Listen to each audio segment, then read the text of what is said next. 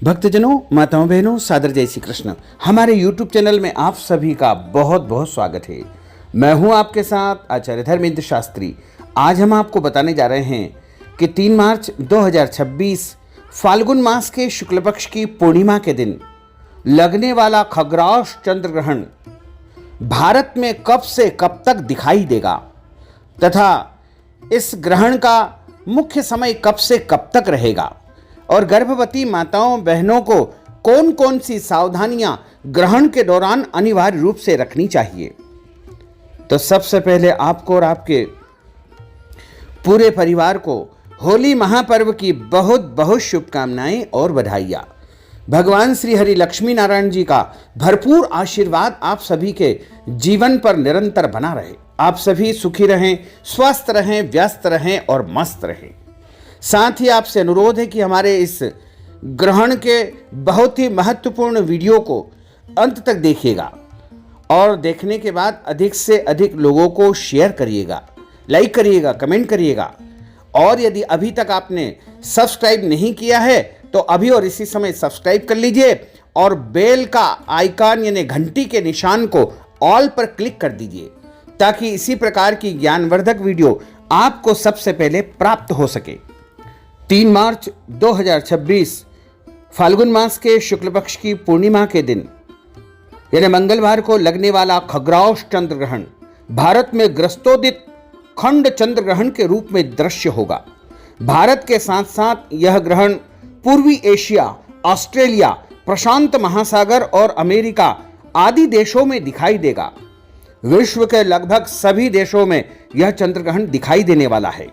जब चंद्र ग्रहण होगा तो चंद्रमा का जो रंग है वो लाल हो जाएगा, पूरी तरह सुर्ख लाल दिखाई देगा। इस ग्रहण का जो समय रहेगा भारतीय समय के अनुसार यह चंद्र ग्रहण 3 मार्च 2026 मंगलवार को दिन में यानी 3:20 पर आरंभ हो जाएगा तथा ग्रहण का मध्यकाल 5:04 पर होगा तथा ग्रहण का मोक्ष काल यानी ग्रहण का जो समापन होगा वो शाम को 6:47 पर हो जाएगा।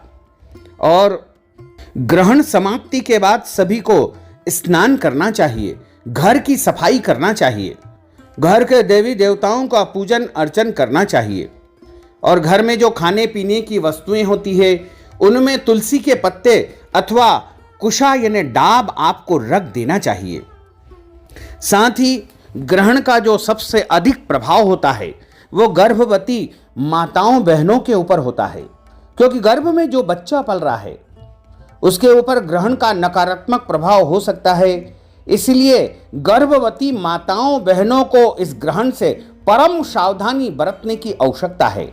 ग्रहण के दौरान उनको बाहर बिल्कुल भी नहीं निकलना चाहिए और जब ग्रहण प्रारंभ हो उसके पहले अपने पेट के ऊपर उनको हल्दी का लेपन कर लेना चाहिए या फिर केसर का लेपन कर लेना चाहिए या चंदन पेट के ऊपर लगा लेना चाहिए। और यदि संभव हो तो अपने पास एक नारियल रखें और ग्रहण समाप्ति के बाद इस नारियल को पानी में विसर्जित कर देवे। ऐसा करने से ग्रहण का दुष्प्रभाव नहीं होगा और आपका बच्चा जो आपके पेट में पल रहा है वो सुरक्षित रहेगा। इसी प्रकार गर्भवती माताओं बहनों को ग्रहण के समय में भोजन नहीं करना चाहिए। ग्रहण के पहले पहले वो भोजन कर लेंगे तो अति उत्तम रहेगा। यदि ग्रहण के दौरान बहुत ज़्यादा उनको भूख लगती है, प्यास लगती है तो उसमें तुलसी के पत्ते डाल करके जल पी सकते हैं, दूध पी सकते हैं, फलों का रस पी सकते हैं, कोई भी तरल पदार्थ या फल का सेवन वो कर सकते हैं। लेकिन ध्यान रखें उसमें तुलसी के पत्ते अनिवार्य रूप से डाल देवे तो ग्रहण का नकारात्मक प्रभाव उनके ऊपर नहीं होगा। और ग्रहण के दौरान किसी भी प्रकार से उनको खुले मैदान में, खुले आसमान के नीचे बिल्कुल नहीं जाना चाहिए। प्रयास करें कि घर के अंदर ही रहे और नुकीली वस्तुएं जैसे चाकू से सब्जी नहीं काटना है और कैंची से कपड़े नहीं काटना है।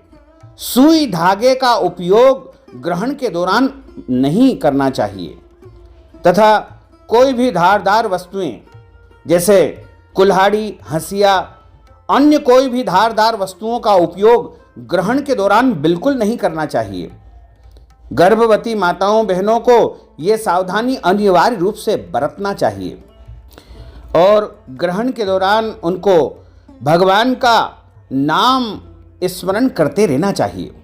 सबसे जो महामंत्र बताया गया है, जिस मंत्र को जाप करने से आपके ऊपर ग्रहण का बिल्कुल भी दुष्प्रभाव नहीं होगा, वो स्वयं नारायण का मंत्र है, जिसे द्वादशाक्षर मंत्र के रूप में माना गया है। बड़ा ही सरल महामंत्र है। आप जैसा मैं बोल रहा हूं उसी प्रकार यदि उसका जाप करेंगे तो निश्चय ही आपको जो है सुख शांति समृद्धि प्राप्त होगी और ग्रहण का दुष्प्रभाव आपके ऊपर बिल्कुल नहीं होगा। ओम नमो भगवते वासुदेवाय, ओम नमो भगवते वासुदेवाय, ओम नमो भगवते वासुदेवाय। इस महामंत्र का लगातार उच्चारण करते रहना चाहिए और चंद्र ग्रहण जैसे ही प्रारंभ होता है उसके ठीक 9 घंटे पूर्व उसका सूतक लग जाता है। तो सूतक काल तो प्रातः काल से लग चुका है, यानी लगभग 6:20 से इस ग्रहण का सूतक काल प्रारंभ हो चुका है। हालांकि ग्रस्तोदिक जो चंद्र ग्रहण होता है उसका 12 घंटे पहले सूतक लग जाता है, लेकिन अलग अलग परंपरा और व्यवस्था के अनुसार यदि माने तो 9 घंटे का सूतक ही पर्याप्त माना जाएगा। ग्रस्तोदिक चंद्र ग्रहण का अर्थ यह होता है कि जब चंद्रमा का उदय होगा तो उदय होते हुए चंद्रमा को राहु और केतु ग्रसित करेंगे। इसके कारण ग्रस्तोदिक चंद्र ग्रहण होगा। यह चंद्रमा का जब उदय होगा तो उदय होता हुआ चंद्रमा ग्रहण से ग्रसित होकर ही पृथ्वी पर दर्शन देगा।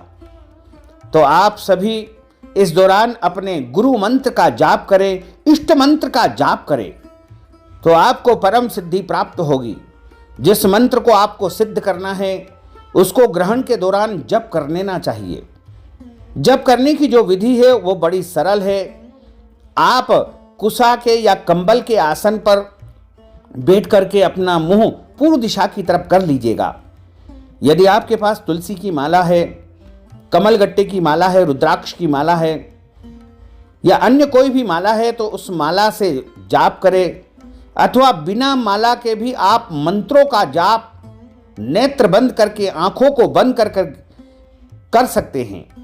वो मंत्र आपका सिद्ध हो जाएगा और जब ग्रहण समाप्त हो जाएगा शाम को 6:47 पर, उस समय आपको महामंत्र भगवान को अर्पण कर देना चाहिए, इन्हें हाथ जोड़ करके प्रभु को समर्पण कर देना चाहिए। इसके बाद आप स्नान कर लेवे, घर का शुद्धिकरण कर लेवे तथा देवी देवताओं का पूजन करें और ग्रहण के बाद दान अवश्य करना चाहिए, क्योंकि ग्रहण के बाद किया गया दान करोड़ों गुना पुण्य फल देने वाला होता है। यह दान आप ब्राह्मण देवता को कर सकते हैं। ग्रहण के बाद अन्न का दान कर लेना चाहिए। ग्रहण के बाद वस्त्र का दान करना चाहिए। ग्रहण के बाद भोजन का दान करना चाहिए। भोजन का दान यदि आप नहीं कर सकते हैं तो कच्चा अन्न जैसे आटा, दाल, चावल, सीधा सामग्री भी आप ब्राह्मण देवता को दान कर सकते हैं। और यदि आप ये वस्तुएं दान नहीं कर पाते हैं तो ग्रहण के निमित्त यदि आप नगद धन राशि भी ब्राह्मण देवता को दान कर देंगे तो निश्चय ही आपको ग्रहण का पूरा पुण्य फल प्राप्त होगा। तथा ग्रहण के बाद हनुमान जी के मंदिर में यदि आप लाल रंग के पुष्प, लाल रंग का फल और सरसों के तेल का दीपक जला करके आएंगे तो निश्चय ही ग्रहण का किसी भी प्रकार से कोई दुष्प्रभाव नहीं होगा। वैसे तो यदि देखा जाए तो राशि के अनुसार अलग अलग राशियों के ऊपर ग्रहण का अलग अलग प्रभाव बताया गया है। मेष राशि को तनाव होगा, वृषभ राशि को कष्ट होगा, मिथुन राशि वालों को लाभ मिलेगा तथा कर्क राशि वालों को नुकसान मिलेगा। वहीं सिंह राशि के ऊपर यह ग्रहण लगने जा रहा है तो उनको घात मिल सकती है। वहीं कन्या राशि वालों को हानि होगी, तुला राशि वालों को लाभ मिलेगा, वृश्चिक को प्रसन्नता मिलेगी, धनु को अपमान मिलेगा, मकर को भय मिलेगा, कुंभ को जीवन साथी को कष्ट होगा, मीन राशि वालों को सफलता ही सफलता प्राप्त होगी। तो एक बार पुनः आपको ग्रहण का हम समय बता दें कि 3:20 पर यह ग्रहण आरंभ हो जाएगा और शाम को 6:47 पर ग्रहण का समापन हो जाएगा। 3 मार्च 2026 मंगलवार यानी आज ठीक 3:20 से ग्रहण लग जाएगा, जो कि शाम को 6:47 पर यह ग्रहण समाप्त हो जाएगा। यह ग्रहण पूर्वा फाल्गुनी नक्षत्र में तथा सिंह राशि में लगने जा रहा है। तो सिंह राशि वालों को इस ग्रहण से विशेष सावधानी रखना चाहिए और ग्रहण समाप्ति के बाद उनको चंद्र ग्रहण दोष शांति की पूजा भी किसी विद्वान ब्राह्मण के माध्यम से कर लेना चाहिए या करवा लेना चाहिए। तो यदि आप ग्रहण संबंधी कोई भी दान पुण्य करना चाहते हैं, चंद्र ग्रहण दोष की शांति करवाना चाहते हैं या ग्रहण से संबंधित कोई भी पूजा पाठ हमारे माध्यम से अपने परिवार के लिए, अपने बच्चों के लिए, अपने कुल के लिए, अपने खानदान के लिए करवाना चाहते हैं, तो आप हमसे संपर्क करें। हम आपके लिए पूजन पाठ अवश्य ही संपन्न कर देंगे। तो भक्तजनों, माताओं, बहनों, हमने जो ज्ञानवर्धक जानकारी आपको प्रदान की है, इसको आप अधिक से अधिक लोगों को शेयर करिएगा, लाइक करिएगा, कमेंट करिएगा। और यदि अभी तक आपने सब्सक्राइब नहीं किया है तो अभी और इसी समय सब्सक्राइब कर लीजिए, ताकि इसी प्रकार की ज्ञानवर्धक वीडियो सबसे पहले आपको प्राप्त हो सके। आपको और आपके पूरे परिवार को सादर जय श्री कृष्ण, सादर धन्यवाद।